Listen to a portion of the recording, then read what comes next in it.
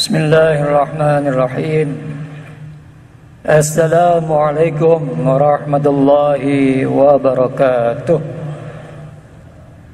Alhamdulillahilladzi ja'ala syahra Ramadan syahrul mubarak, syahrul rahmah, syahrul maghfirah, wa syahru idqum minan nar, alladzi unzila fihi al-Qur'an hudal linnasi wa bayyinatin minal huda wal furqan. Ashhadu an la ilaha illallah wahdahu la syarika lah wa ashhadu anna Muhammadan abduhu wa rasuluh, amma ba'd.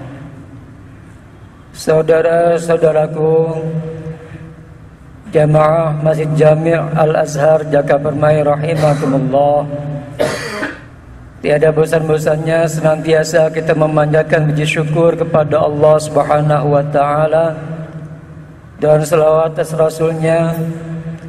Banyak nikmat karunia yang Allah anugerahkan kepada kita sekalian, sehingga dengan nikmat tersebut betapa syahdunya, betapa nyamannya, betapa indahnya kita dapat melaksanakan salat sunat tarawih setelah berjamaah pada malam hari ini. Mudah-mudahan kenikmatan ini untuk meningkatkan keimanan, ketakwaan kita kepada Allah Subhanahu wa taala. Maka berkaitan dengan hal tersebut, pada kesempatan tausiah kali ini berjudul tentang esensi puasa. Adapun di antara esensi puasa menjelaskan tentang tazkiyatun nafas atau untuk mensucikan jiwa. Dari tema mensucikan jiwa ini masuk di dalamnya materi-materi berbagai judul yang ada di dalam tausiah Ramadan, baik yang dilaksanakan ba'da tarawih, ba'da subuh, ba'da zuhur, ataupun Bapak Ibu Saudara sekalian membaca qiraatul Quran, zikir, tahmid, infak dan sedekah. Itu sentralnya adalah untuk mensucikan jiwa kita masing-masing. Mengapa demikian? Ini merupakan kesempatan Allah mengapa kita diberikan nikmat usia ketemu Ramadan tahun ini. Salah satu di antara maknanya ialah supaya seberapa banyak kualitas tazkiyah nafs kita masing-masing di hadapan Allah. Dengan nikmat usia yang semakin bertambah, apakah iya kualitas takwa kita menurun atau meningkat? Itu semua tergantung daripada pribadi kita masing-masing. Tapi manfaat dan hikmahnya ialah Allah menghendaki tazkiyah nafas kita masing-masing tahun ini harus lebih baik daripada tahun kemarin. Jika menurun, mal'un, dikutuk dia. Jika sama atau break even point, rugi dia. Yang diharapkan adalah lebih baik tazkiyah nafasnya, sehingga orang tersebut dikatakan orang yang muflih, yang memperoleh keberuntungan. Latar belakang yang kedua, mengapa Bapak Ibu Saudara sekalian dipertemukan Ramadan tahun ini? Tujuannya supaya peka, punya imun, daya cegah. Karena di era globalisasi, modernisasi, pluralisasi saat ini maha dahsyat negatifnya. Dulu di zaman Rasulullah dikenal dengan nama zaman jahiliyah. Saat ini dikatakan jahiliyahnya modern. Dulu yang membunuh anaknya itu adalah ayah kepada anaknya, tapi sekarang bahkan anak membunuh orang tuanya. Bahkan sampai anak yang sekecil itu pun yang masih dalam keadaan lucu-lucunya itu dibunuh tanpa rasa penyesalan sedikit pun pula. Begitu juga terjadi mutilasi di kota Bekasi ini atau wilayah Bekasi ini juga demikian. Ini menunjukkan bahwa penyakit masyarakat saat ini sudah semakin akut dan kita punya imun. Kalau kita punya imun, punya daya preventif seperti itu, insya Allah tidak melakukan hal-hal yang negatif seperti itu. Belum lagi yang namanya penyakit korupsi sampai saat ini belum bisa dapat disembuhkan. Bahkan semakin merajalela. Bahkan anggota aparat keamanannya pun ataupun KPK-nya pun sampai kewalahan menghadapinya seperti sekarang ini dan tidak pernah selesai. Itu jawabannya adalah supaya kita ini dapat mencegah, mensucikan jiwa dan hati kita ini daripada perbuatan-perbuatan yang negatif seperti itu juga. Termasuk juga dapat menangkal pernyataan yang kelihatannya tidak sesuai dengan Al-Quran dan Sunnah. Saat ini madhab-madhab ataupun aliran-aliran dalam Islam itu sudah sangat banyak. Dulu hadis Rasulullah itu menjelaskan aliran itu sampai 73 golongan, 72 neraka, 1 Ahlussunnah wal Jamaah yang akan masuk surga. 72 ataupun 73 itu menunjukkan arti yang banyak. Saat ini beberapa tahun yang lalu Departemen Agama atau Kementerian Agama menemukan bahwa di Indonesia ini ditemukan 300 aliran sesat yang ada di Indonesia. Ini supaya imun, supaya ada pencegahan. Termasuk mungkin yang sampai saat ini sudah muncul, yang beberapa yang lalu itu dimunculkan qiraatul Quran, ngaji dengan lagom Jawa seperti itu. Ini apakah masih sesuai atau tidak pernyataan seperti itu? Bisa dibayangkan kalau baca Quran itu pakai berbagai macam wilayah yang ada di Indonesia ini. Kalau imamnya tadi orang Sunda, andaikan bacanya bahasa Sunda. Ada imamnya orang Jawa, orang Padang, orang Batak. Nah, saya mendengar dan melihatnya saja yang bacaan seperti itu sudah tidak memenuhi syarat dan rukun orang yang baca Quran. Tajwidnya tidak diperhatikan, makhrajnya juga tidak diperhatikan. Jadi bacaan Al-Quran itu mengikuti lagu, bukan mengikuti tajwid ataupun makhrajnya. Ini juga kita harus mencegah daripada tazkiyatun nafas terhadap hal-hal yang semacam itu. Saudaraku rahimakumullah, sentral untuk tazkiyatun nafas itu adalah hati. Rasulullah membagi secara garis besar hati itu terbagi menjadi 2. Satu ada yang disebut dengan nama hati orang mukmin, yang kedua disebut dengan hati orang kafir. Hati orang mukmin itu adalah hati yang bersih, yang jernih, mudah menerima kebenaran. Adapun hati orang kafir itu menolak kebenaran. Bahkan dia tidak suka ketika adanya kebenaran. Sehingga hati orang kafir itu dikatakan khatamallahu ala qulubihim wa ala sam'ihim wa ala absarihim ghishawah walahum adzabun adzim. Nah, sekarang yang menjadi PR kita ke depan ialah bagaimana kita dapat memelihara hati kita masing-masing. Tazkiyah kita masing-masing ini hatinya tetap jernih dan bersih. Itu saudara sekalian tidak mudah. Yang dilakukan saudara sekalian saat ini itu masih sebagian. Maaf, Ustadz katakan masih sebagian. Baca Quran, infak sedekah, qiyamul lail dan sebagainya itu masih sebagian. Jika dibandingkan dengan usia kita yang sampai saat ini, belum semuanya mengacu ke sana. Mengapa demikian? Di antara tazkiyatun nafas itu pertama, senantiasa iman dan tawakalnya hanya kepada Allah Subhanahu wa ta'ala. Kegiatan-kegiatan tadi yang baik sudah betul, sudah bagus. Tapi bisakah semua kegiatan yang positif itu bisa terimplementasikan, kita amalkan dalam kehidupan sehari-hari?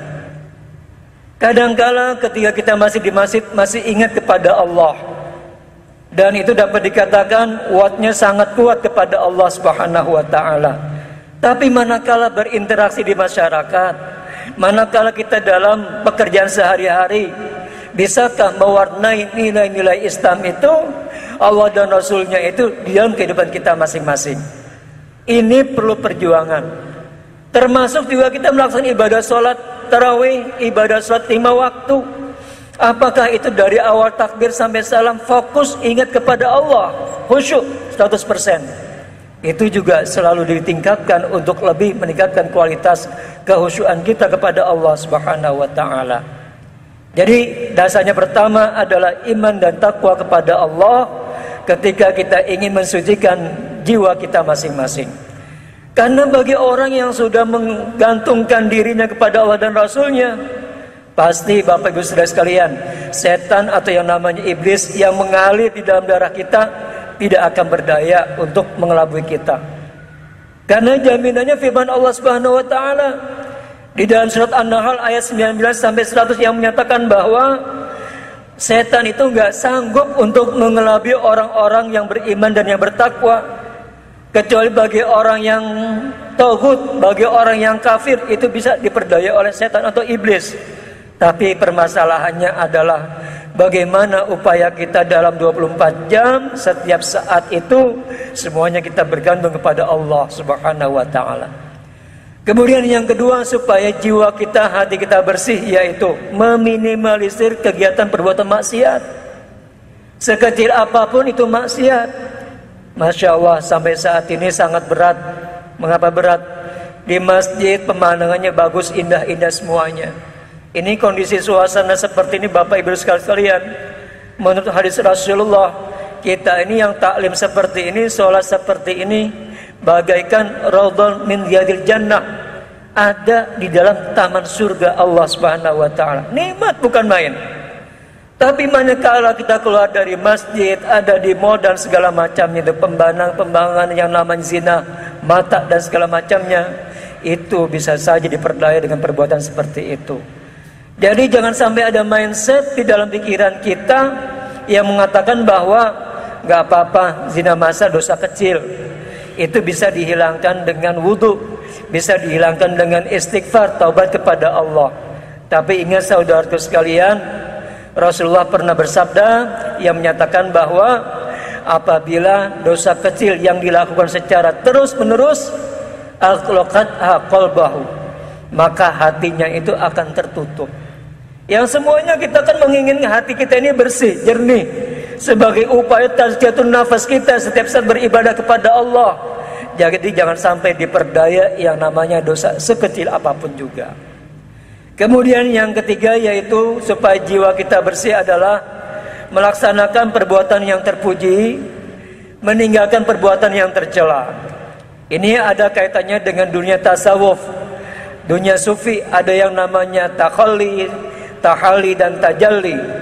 Takhalli itu ialah kita membuang sifat-sifat negatif yang ada di dalam diri kita masing-masing. Kemudian tahalli yaitu menghiasi diri kita dengan sifat-sifat perbuatan yang terpuji. Adapun tajalli itu merupakan nikmatnya, imbasnya daripada takhalli dan tajalli. Apa sifat negatif yang harus kita hindari, kita tinggalkan? Sangat banyak saudara sekalian. Itu semua sentralnya dari kita. Itu semua sentralnya dari hati kita. Bahkan jamaah saya yakin belum tahu itu yang namanya hati kita masing-masing, yang kita ingin berupaya jernih dan bersih, apa yang dikatakan oleh Rasulullah, itu ada penyakitnya, tidak tanggung-tanggung. Qaswatul qalbi, penyakit hati kita masing-masing itu sampai 60 penyakit hati. Dan 60 penyakit hati ini berpotensi ada di dalam diri kita masing-masing. Yang sangat akut antara lain kufur. Apakah orang yang rajin ke masjid ini tidak bisa kufur? Jawabannya bisa. Karena dalam sejarah itu orang yang tadinya taat malah akhir hayatnya bisa jadi kufur. Siapa dia contohnya? Contohnya Qarun. Awalnya fuqara, masakin. Kemudian Allah kasih kekayaannya berlimpah ruah. Tapi manakala dimintakan zakatnya 2,5%, dia tidak mau mengeluarkan. Alasannya apa? Zakat itu atau harta itu merupakan hasil jerih payah dia. Gak mau sepeser pun dia keluarkan zakatnya. Jadi dia itu Qarun itu kufur terhadap hartanya, tidak mau dikeluarkan dalam zakat untuk di jalan Allah Subhanahu wa taala. Dalam sejarah juga ada orang yang kufur karena intelektual ilmunya, tapi dengan keilmuannya tersebut dia gunakan untuk yang negatif, bukan yang positif. Itu juga kufur kepada Allah. Siapa dia? Ada yang namanya Bal'am bin Bawra dan yang lainnya. Termasuk ada yang kufur dengan kekuasaannya.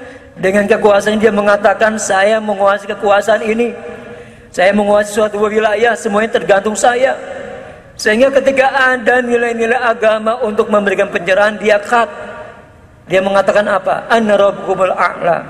Saya adalah Tuhan. Saya adalah untuk mengendalikan semuanya. Siapa dia? Fir'aun. Jadi kita berupaya menjaga hati kita yang tetap bersih ini, jangan sampai diperdaya oleh yang namanya setan atau iblis untuk membalikkan hati kita menjadi negatif. Kemudian yang berikutnya tadi, salah satu contoh 60 itu penyakit hati yang harus kita hindari dalam diri kita. Itu sampel saja. Dijelaskan nggak mungkin dalam keadaan tausiah seperti ini. Kemudian yang harus kita hiasi dengan sifat-sifat yang positif, yaitu kita hiasi lisan kita dengan perkataan yang positif. Hifdzul lisan, jaga lidah. Itu pun baru sebagian. Belum pada hal-hal yang lain. Yang lidah saja penyakit ini saudaraku sekalian, untuk mengendalikannya sangat susah, bin sulit. Lidah kelihatannya tidak bertulang, mudah untuk berucap. Tapi ketahuilah saudaraku sekalian, bahwa di lidah ini juga punya penyakit. Penyakit lidah, penyakit lisan. Masya Allah, nggak tanggung-tanggung. Penyakit bahaya lisan lidah ini sampai 60 penyakitnya. Allahu Akbar. Ini nggak tahu kita semua ini. Ini diungkap baru sebagian kecil.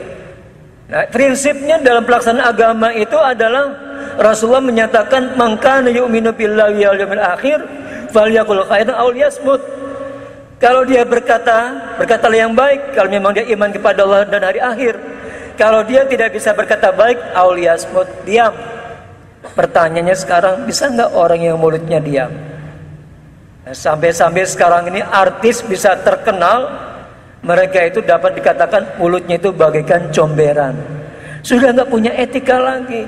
Sudah nggak ada koridornya lagi. Ingin terkenal apapun dia lakukan. Itu akibat daripada bahaya lisan. Dan akibat lisan, saudaraku sekalian, amal-amal baik yang telah dilaksanakan di Ramadan ini ataupun sebelum Ramadan, itu bisa hapus, bisa hilang. Bisa kita dikirim dosa orang lain kepada diri kita kalau kita melaksanakan yang namanya bahaya lisan. Apakah itu dusta, apakah itu ghibah, apakah itu provokator, namimah, itu semuanya ada di lingkungan lidah kita masing-masing. Oleh karena itu PR ke depan untuk tazkiyatun nafas diperlukan jihad, perjuangan yang sangat luar biasa. Senantiasa dengan bertambahnya usia, maka semakin hari jiwa kita, nafas kita semakin bersih dan jernih, sebagaimana yang Allah dan Rasul inginkan kepada kita semua. Mudah-mudahan tausiah singkat pada kesempatan malam hari ini memberikan pencerahan kepada kita semua. Mudah-mudahan dapat kita mengamalkannya. Semoga diterima oleh Allah Subhanahu wa taala. Wal 'afu minkum. Wassalamualaikum warahmatullahi wabarakatuh.